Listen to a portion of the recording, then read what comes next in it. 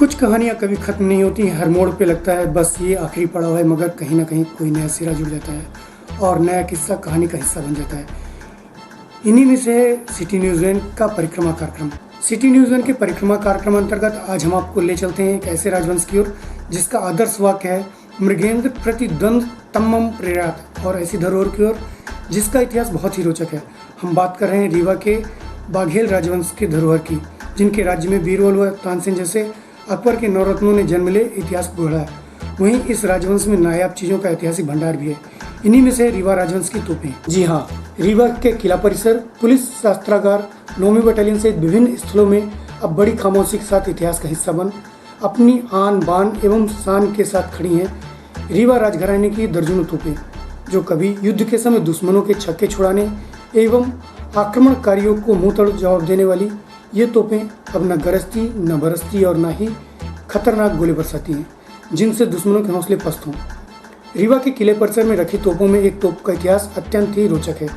सबसे बड़ी व सबसे महंगी तोप जो मुगल शैली की है, जिसे मुगल बादशाह अकबर द्वारा रीवा के महाराजा श्री रामचंद्र देव को रीवा राजघराने के महान संगीतकार तानसेन को मुगल दरबार में देने के बदले बादशाह द्वारा मनसबदार बनाते हुए उक्त तोप को तोहफे में दी थी, जो अभी भी किला परिसर में बड़ी शान से खड़ी है।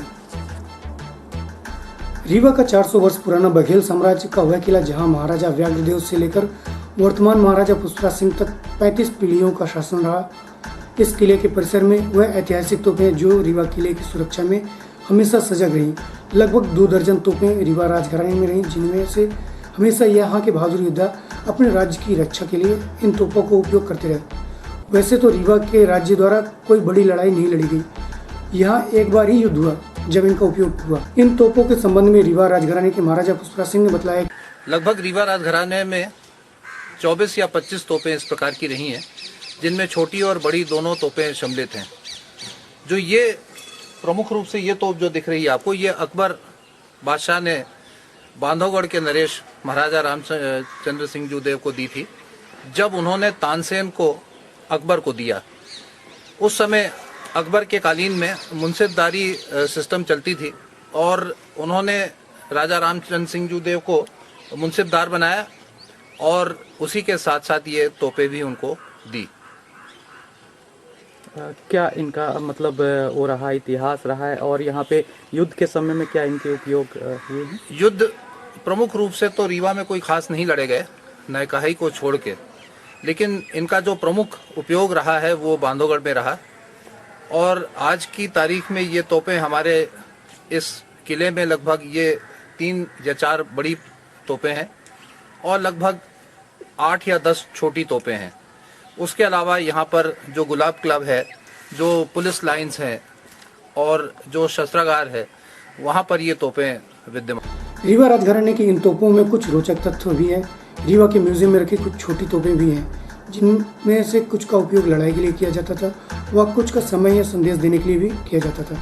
जो दोपहर में 12 बजे दिखती थी, उस तोप के ऊपर लगे मैग्नीफाइंग ग्लास पर जब सूरज की किरणें पड़ती थी तो तयशुदा वक्त 12 बजे वह तोप दिखती थी। वह कुछ तोपें तो बिल्कुल छोटी थी, जिससे राजघराने के बच्चे खेला करते थे, जिन्हें गन पाउडर डालकर दागा जाता था। कुछ छोटी तोपों से नए सैनिकों को सिखाया जाता था।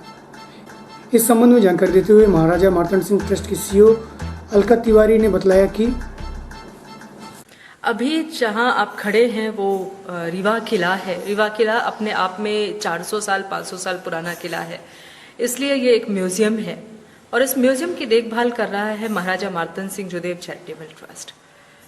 यहाँ जो अभी आपने कैनन्स देखी, ये 3 कैनन्स जो बड़ी कैनन्स हैं और बाहर हैं, इनमें से एक महाराज राम सिंह जूदेव को तानसेन के बदले अकबर के दरबार से मिला था। उसके साथ और भी बहुत सारी चीजें मिली थी। 2 बांधवगढ़ से लाई गई रीवा में, उस दौरान जब बांधवगढ़ से यहाँ की राजधानी रीवा शिफ्ट हुई, दैट इज 17वीं शताब्दी के एकदम शुरुआत में। इसके अलावा आपने अभी एक छोटी तोप देखी यहाँ, जो सन के से कॉन्सेंट्रेट कराई जाती थी गन पाउडर पर, और 12 बजे जब वो बूम की आवाज करती थी तो लोगों को मालूम होता था कि युद्ध के बीच में अभी विराम करना है लंच के लिए। उसके अलावा कुछ तोपें अंदर रखी हैं जो छोटी हैं साइज में, पीतल की हैं ज्यादातर, और उन तोपों से सेना में नए भर्ती होने वाले सैनिक को ट्रेनिंग दी जाती थी ताकि वो ट्रेनिंग के दौरान कोई मुश्किल क्रिएट ना करे। और सबसे इंटरेस्टिंग चीज ये है कि जो 2-3 अपने एकदम छोटी तोपें देखी हैं, वो बच्चों के खिलौने के रूप में यूज होती थी। आज जब बच्चे गाड़ी घोड़ा गुड़िया ये सारी चीजें खेलते हैं, कंप्यूटर खेलते हैं, उस जमाने के बच्चे खेलते हैं